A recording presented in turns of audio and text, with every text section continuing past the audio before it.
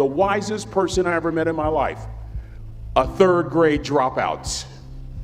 Wisest and dropout in the same sentence is rather oxymoronic, like jumbo shrimp.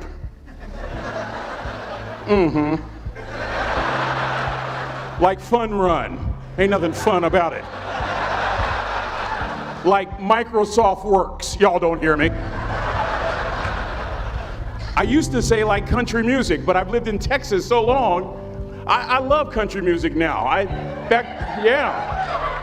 hunt, I fish, I have cowboy boots and y'all, I'm a black neck redneck. Do you hear what I'm saying to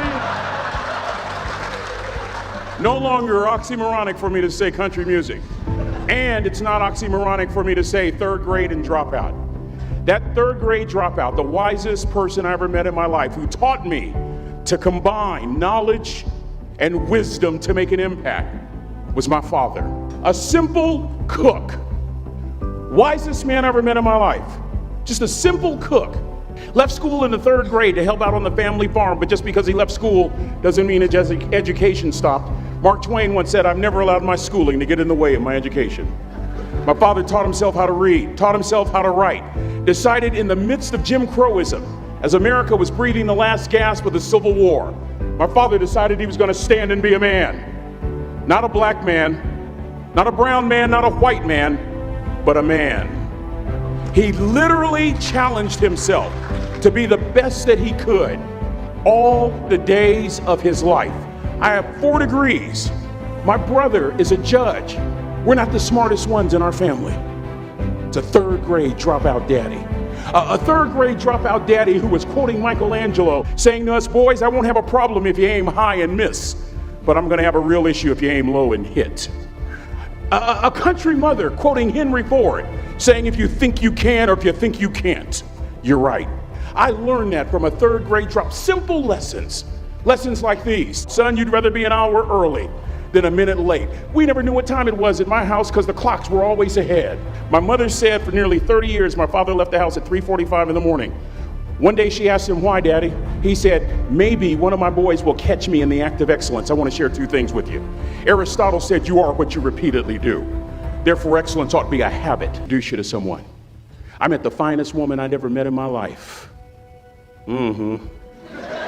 Back in my day, we'd have called her a brick house.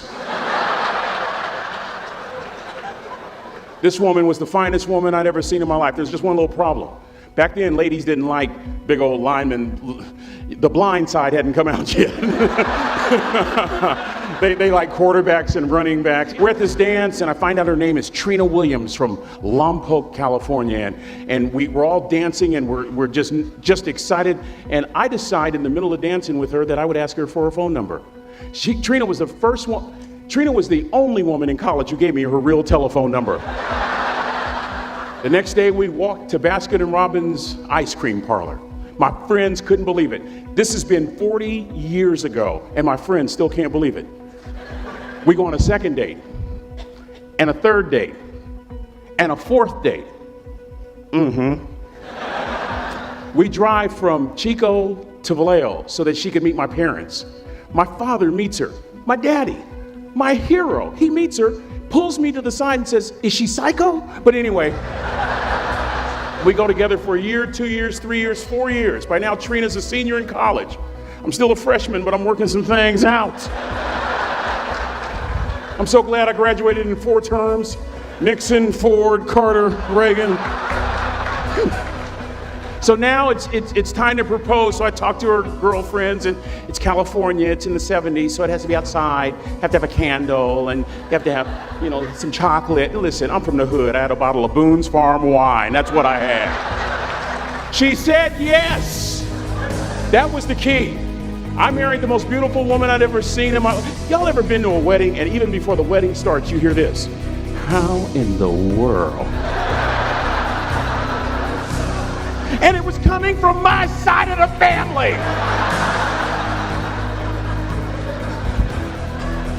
We get married, we have a few children, our lives are great. One day, Trina finds a lump in her left breast. Breast cancer. 6 years after that diagnosis, me and my 2 little boys walked up to Mommy's casket.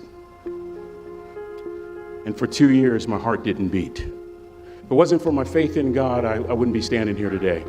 If it wasn't for those 2 little boys, there would have been no reason for which to go on. I was completely lost. That was rock bottom. You know what sustained me? The wisdom of a 3rd grade dropout. The wisdom of a simple cook. We're at the casket. I'd never seen my dad cry. But this time I saw my dad cry. That was his daughter. Trina was his daughter, not his daughter-in-law. And I'm right behind my father, about to see her for the last time on this earth. And my father shared 3 words with me that changed my life right there at the casket. It would be the last lesson he would ever teach me. He said, "Son, just stand. You keep standing. You keep standing, no matter how rough the sea, you keep standing." And I'm not talking about just water. You keep standing. No matter what, you don't give up. And as clearly as I'm talking to you today, these were some of her last words to me. She looked me in the eye and she said, "It doesn't matter to me any longer how long I live. What matters to me most is how I live." I ask y'all one question, a question that I was asked all my life by a 3rd grade dropout. How you living? How you living? Every day ask yourself that question, how you living? Here's what a cook would suggest you to live this way. That you would not judge, that you would show up early, that you'd be kind, that you'd make sure that that servant's towel is huge and used, that if you're gonna do something, you do it the right way. That cook would tell you this, that it's never wrong to do the right thing, that how you do anything is how you do everything. And in that way, you will grow your influence to make an impact. In that way, you will honor all those who have gone before you, who have invested in you. Look in those unlikeliest places for wisdom. Enhance your life every day by seeking that wisdom and asking yourself every night, how am I living? May God richly bless y'all. Thank you for having me.